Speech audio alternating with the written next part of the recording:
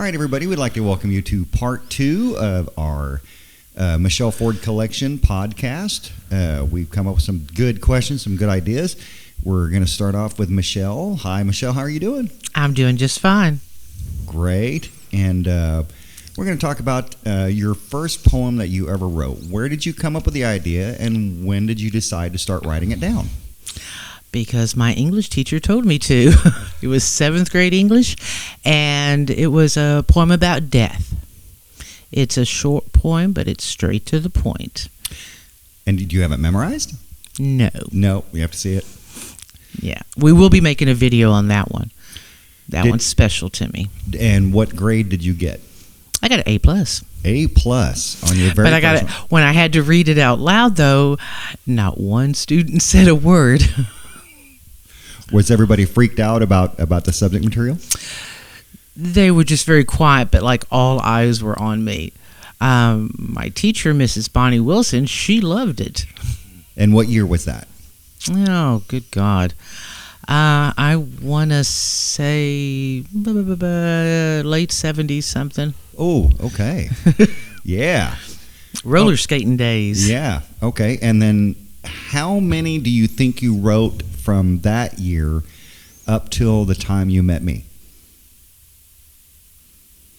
Give or take little under 300, little over 300. Okay. Impressive number. Okay. And our first meeting, when I came to you and you found out I was a filmmaker and you were a writer, what made you finally break down and bring me your material? He wouldn't get off my back about it. He kept talking about it, and I just thought, I'll show him. I'll show it to him. And so we had that meeting, and I showed you Night Terrace, which is also the first video that we did, and you liked it. Oh, I absolutely loved it. How long did it take us from you showing it, me to it, and then us to go in production? I think it was just, a month? Was it a month? Give or take, I think, yeah. Because then our second meeting was, we were kind of like, we went over all of the poems and kind of put it in, this is A, B, C. Right. And which were duds and we need to put this in the film. Yeah. And do you think that I agreed that more should be made than what you wanted? I was a little nervous, and that's where, my shyness came out, because this was something that was very intimate for me, because it was the insides of me. Because even though a poem might be about something negative, there's a word, there's an emotion, there's a sentence that is very much 100% me. So it was very private. So I was having to come out of the closet. And for a person that's been told her whole life that she's weird, I had to kind of take little baby steps. And then, when you talked to me about that leap of faith, and then Todd, who's a dear friend of mine, was just saying, yeah, take a leap of faith. And then when my daughter was like, just do it, I was like, all right, let's do it. Okay. And once you found out the first one that we made, which was Night Terrors, the reception was extremely high, and you got 0 negative feedback. How did that make you feel? Well, I'm not going to lie. It made me feel good. I knew there were people out there that got it. Night Terrors was my baby, and since it was the first poem that you read, it was it was special when I wrote it, because the backstory to that was I had a meal with a friend of mine, and I was like, tell me your fears. And so he told me some of his fears. And so when I was driving home, I heard Nightmare's voice, and it was this woman, and I knew the voice, and she just kept saying certain things, certain lines over and over again, and I couldn't drive fast enough home.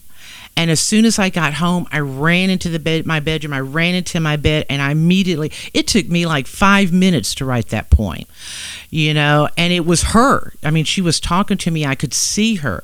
And that was one of the easiest poems I've ever written.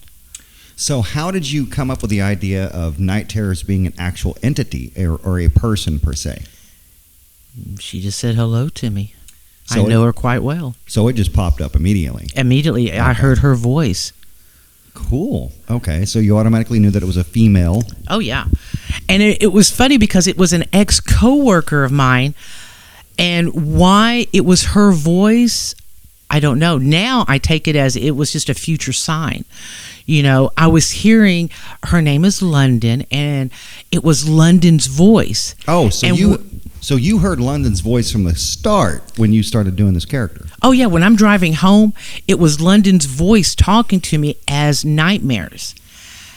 And I could see her, and, you know, she was in smoke in my mind, but she was becoming clearer and clearer. And it was London's face, and it was London's voice. And so that's why when you wanted to do a video, you know, I was like, oh, there's only one person that can do this. It has to be London. Okay, so how did London's voice and her persona, do you have any perception or idea how that came together with making her Night Terror? No, it just was in my brain. It just happened. You know, that's who Nightmares wanted to look like. So your ideal casting, like if you could cast Brad Pitt to be the main character, your ideal casting was London. It had to be London. So when I called her and I had to come out of the closet per se and say, hey, I'm a poet, and, you know, Bones wants to make videos out of my poetry, you know, and so I told her the story that I've just told you, and I was like, are you interested? And she was just an absolute darling. And she was like, yeah, I'll do it, you know, and then that's how the rest is history. Yeah, the rest is history. We got our first video out, which was Night Terrors, and we did that. When did we do that? What was it? You don't remember what month that was, or I don't remember. It was in the fall. It was in the fall. Yeah. Okay, it was in the fall, and then we. What was our next one? The next one was Bones of a Life. Bones of a Life. Okay, that's the one I acted in. Yeah. Okay. You did that one, and in Night Terrors, that is about giving a person, or London, she has nightmares. She is an entity, and she's haunting a little boy, but the little boy's an adult, and she's back, and she wants to play. In Bones of a Life, it's a excuse me, it's a human. It's a man, but we don't know, is he talking to himself in a mirror? Is he at the pearly gates? Is he at the highway, you know, to hell? You don't know. You just know it's a man on trial. And that's why I had you take off your shirt, because I wanted you, it's a man bearing him, you know, bearing his soul, bearing his everything. And he's on trial, but you just don't know what court it is. Right. That makes a lot of sense. Now, in Night Terrors, how much of what we filmed got as close as we could get to what you wanted for the product of Night Terrors? It was everything. Okay. Yeah, because I wanted her talking to the audience, you know, but because she's really talking to the boy, you know, and everybody has got that nightmare in them at one time when you were little, you know, or even if it's an adult, there's something that's haunted you. Now, when you do some of these, and I know I push you in a lot of different directions with some of the characters and ideas, do you ever think about doing sequels or doing a follow-up to some of these ones that we've done already? Or do you consider them a closed subject? I'm open. You're open? I'm open. I'm open-minded. Okay. Well, see, audience, there's an idea. If other people that join us that want to put an influencer idea and may come up with better ideas or want to expand on a character that they find interesting, we're always open for ideas. We always want to talk to other people, especially people with money, that may be interested in doing more of this. So as we did Night Terrors and you were happy with the final product, I know I took it in a little bit different direction because I wanted it to be jarring to the audience. I wanted...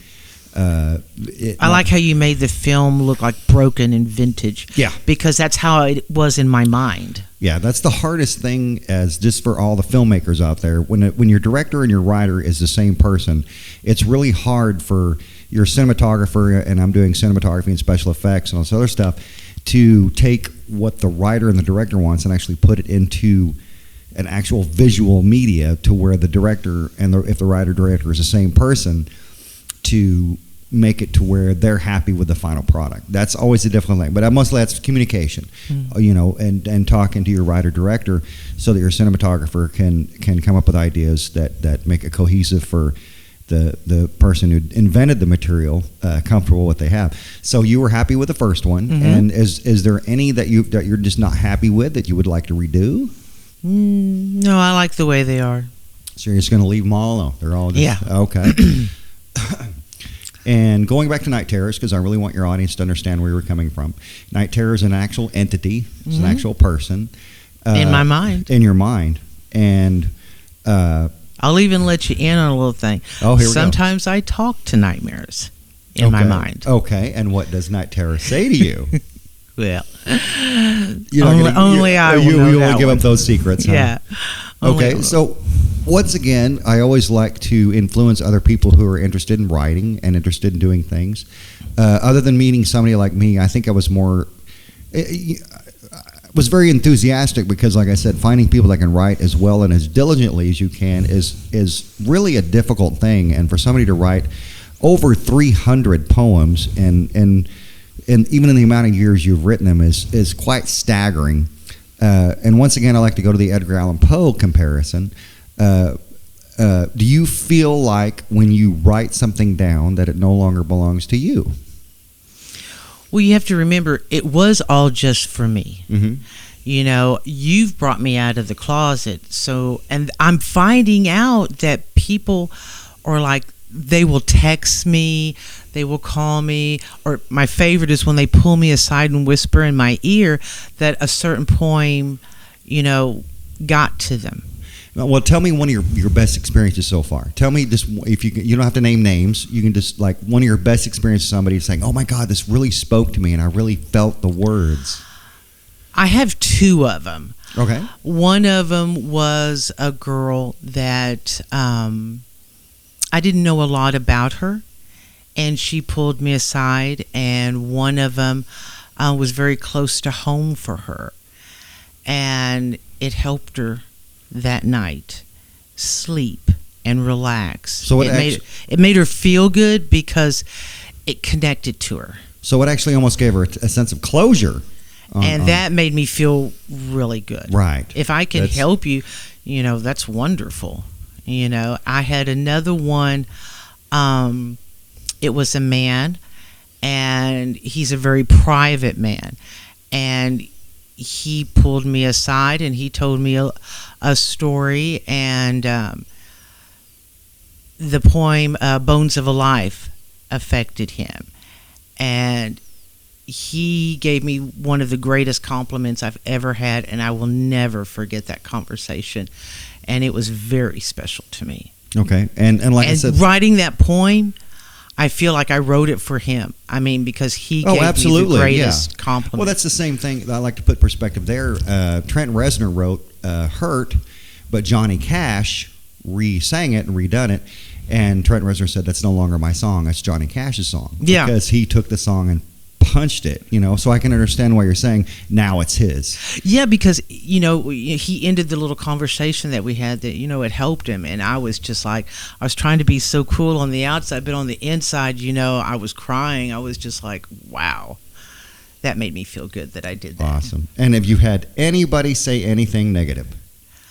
No, everybody has been cheering me on, wanting more videos, more poems, and we've had, some obstacles in our way. Several. We got this pandemic going on, and then I got COVID, and so it's been just, then I busted my head open. So it's been one thing after another. And plus, there's just regular life. Yeah.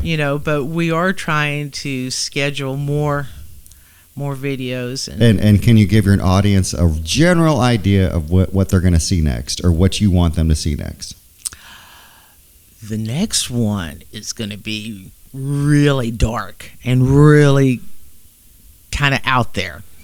Awesome. And you don't want to give a title? No, I don't want to give a title. Okay, completely up and on. Because the one thing about each one is they're going to get a little bit darker. They're going to get a little bit more creepier, maybe a little bit more scarier.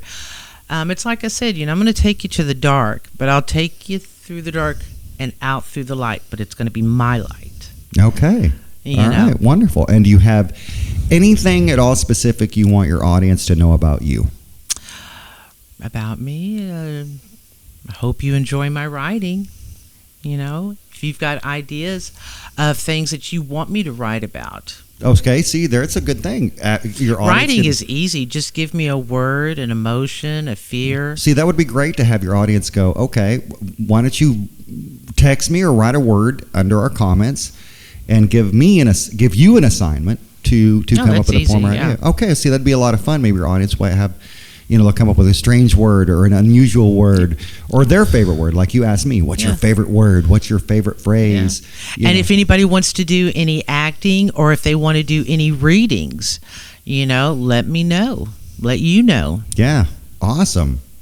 Okay, well, I had an amazing time with our second podcast. Was there anything you'd like to close with? Stay tuned. Stay tuned. All right, and that is it. Thank you so much, Michelle. No, it's been fun. Absolutely. Good night. Good night.